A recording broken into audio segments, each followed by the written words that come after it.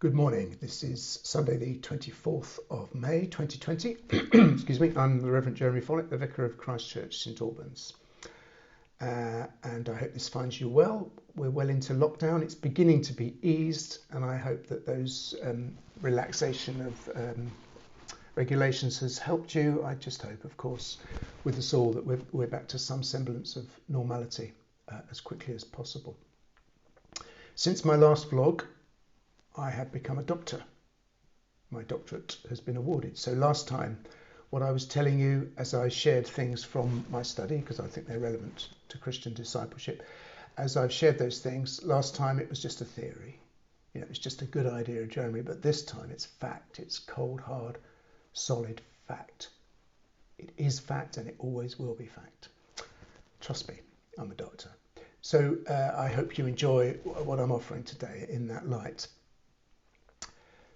Two things I want to share first, two experiences I've had. What first was a few years ago now when I was having my hair cut. Jackie, excuse me, Jackie or Evie have always cut my hair since I cut off my ponytail. And using a razor, you know, and you have to have all these attachments and everything. There was one memorable occasion when Jackie mistakenly just went without an attachment on. It wasn't her fault particularly, it doesn't happen very often. But it was like, oh, what are we going to do? And she managed to tart it up, and she said, no one will notice, it's fine, it's looking good. And I just trusted her. 10 minutes later, there was a knock at the door, and it was Pipo. Some of you all know Pipo. He's a friend and a member of Christ Church, and we're not quite the same height, shall I put it that way. And also my doorstep is my door is one step up from the ground, so I was just, fine. But Pipo took one look at me and said, "Blimey, Jeremy, what have you done to your hair?" I mean, that's the first thing he said. So it's like we laughed, and it was fine, and my hair grew again very quickly. It was a good exchange. On the other hand, my sister Judith, many years ago, sent me this fascinating article by a young academic who was casting around for a topic. She was a psychologist and wanting to write a paper about something, and she was trying to shape up what to do. And it just happened that she'd gone to a dinner party with some friends, and there was another guest there that she'd not met before, who happened to have a very large nose. And so at the beginning of the dinner party, she was saying to herself, mentally, she was saying, "Don't mention the nose, don't mention the nose. Whatever you do, don't mention the nose." And then quite casually, when it was the main course and she wanted the salt, she said to this bloke, she said, "Oh, could you pass the nose, please? Could you pass the nose?" It's like, what do you do? What do you do? Now, life's full of these moments, isn't it, where actually we say something or something happens, and what happens next becomes crucial. And this is true in discipleship, of course. And somehow we've got to know what to do when the time comes. We've got to be able to just live and love and know what to do next. And frequently we get it wrong, and frequently it's bland, and frequently we manage to wriggle our way out of it. Sometimes just saying, "Sorry, you have got a big nose," actually was fine. That was difficult because it was a stranger. For me and Pipo, it was fine because we were able to just laugh and laugh, and it still brings a smile to my face just thinking about it. Blimey, what have you done to your hair? It's like a fantastic moment. But how do you resolve these issues? This is where Christian discipleship becomes gritty and earthy, and it hits the road. Actually, how do you live? How do you make those decisions? And what my thesis was talking about the facts that I've established are that we're improvising a lot of the time, almost the whole time. In this way, we're having to work quite hard, really hard sometimes, to know what to do.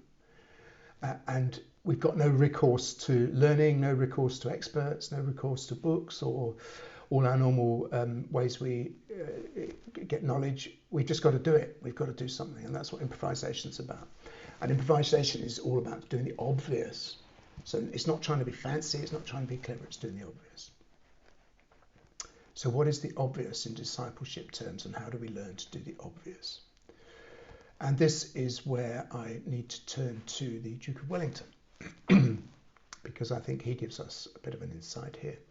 And the Duke of Wellington is purported to have said that the Battle of Waterloo was won on the playing fields of Eton. The Battle of Waterloo was won on the playing fields of Eton. Now, immediately, I'm into controversy here talking about Eton, aren't I? Because of Boris and David Cameron and all the sense of privilege and everything. And yes, all those arguments are really important in our day. But of course, with the Duke of Wellington, all his officers were educated in that kind of way. If it wasn't literally Eton, they were educated in a similar way. And they were schooled in a method. They were schooled in how to persevere under stress. They were schooled in how to lead other people with compassion. They were schooled in how to make decisions in hard places. They were schooled how to work together and how to see ahead. They were schooled in strategy, all those things. And what Wellington was saying was really, actually all that hard work at school, all that learning, however hard it was, however difficult it was on the playing field or even in the lessons, that actually bore fruit in the heat, in the white heat of the Battle of Waterloo. What he's also saying is that if they hadn't done all that preparation over decades beforehand, then it's too late. The Battle of Waterloo itself is too late. It's too late to learn how to fight. It's too late to learn all the requisite skills. Now, this isn't rocket science, is it? Because we all know that many of us to our cost, that leaving our revision for exams until the night before just doesn't work. You're only as good as you are when it comes to sitting in the exam, and the long slog of revision over months, that's what pays off. We know as craftsmen or sportsmen or musicians or whatever, in those, we know that it's only the months, the hours, the weeks, the years of just slogging away at it, learning the skills, mastering the techniques, practice, the muscle memory that comes to the hands, how to use the tools. All those things are, there's no substitute for just the hard work of doing it. And the point being that when it comes to a performance, a musical performance, when you're doing your work as a craftsman, and when you're playing a game of football, you haven't got any time to be learning anything. You're living out of what you've learned. And that's what Duke of Wellington's getting at, and that's what Christian discipleship is about. To put it another way, we're talking about the development of virtue. That's what the ancients would have talked about is virtue. Scripturally, you're perhaps looking at the fruit of the Spirit: peace, love, joy, faithfulness, self-discipline, patience, all those things. But there are others. There are other things called virtues, which is it's not so much how you make a decision or deciding what the right thing is in any particular moment. It's more to do with, this is the way I live, and therefore in this instance it's obvious what to do. So learning what, in fact, in every circumstance, what a loving thing to do is that flows out of virtue. So if we've learned how to be kind, or we've learned how to be patient over many years, then when we need to be kind and be patient, it's just there, it's ready. If we haven't put in the hard work, learning to be patient or kind, then we're not going to, it's going to be in short supply when the moment comes. I think we understand this. I don't want to presume, but I think we know this instinctively, that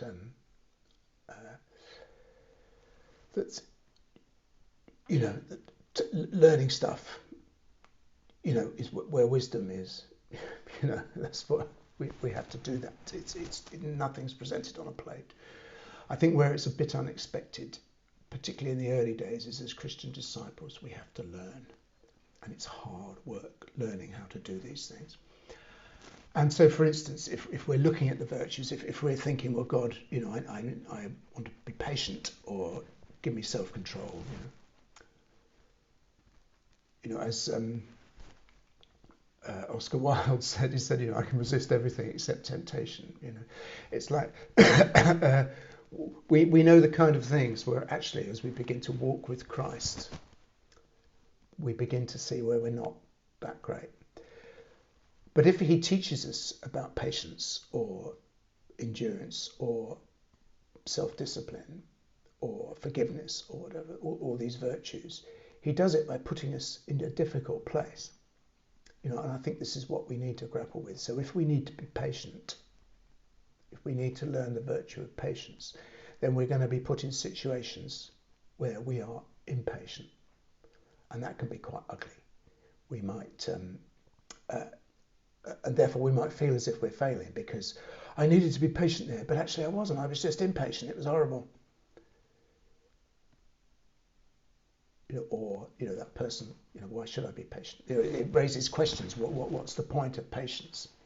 But actually, God is in those moments because he's trying to teach us through the moment when we are impatient to actually learn what it is to be patient. Similarly with kindness. We learn to be kind by being put in experiences where we're tempted not to be kind. Or when we find that when it comes to it, we're not a kind person. And those can be devastating moments, and we can think, oh, it makes me such a rotten Christian. But that's not it at all. It's actually all right. I'm not as kind as I thought. And this is something that the Lord wants to develop in me. Let me follow that. In terms of self-control, it's a big one, isn't it? Self-control. We all know about cream cakes. We all know about, drink or cigarettes or whatever, or other things. For some of us, some things are quite minor, other things are major. But we all know about the need for self-control. But how do you learn it? It only works if you're put in a situation where you need to practice self-control. That, by the way, is the point of Lent, is to practice self-control so you get used to it. And in theory, but each time you go around the cycle with Lent, it's supposed to build up some virtue in you, which means that you can be self-disciplined when the time comes. Learning how to forgive. You're put in situations where you don't want to forgive, or where you need to forgive and you hadn't realised, or all those things. And so you begin to learn these Christian virtues. And it seems to me this explains why Christian discipleship isn't a bed of roses. And sometimes it feels like everything's going wrong, but it's actually because God is far more interested in developing virtues in us than he is in whether we're good or bad at the particular moment. So the development of virtue is part of what needs to be considered as we allow God to work in our lives.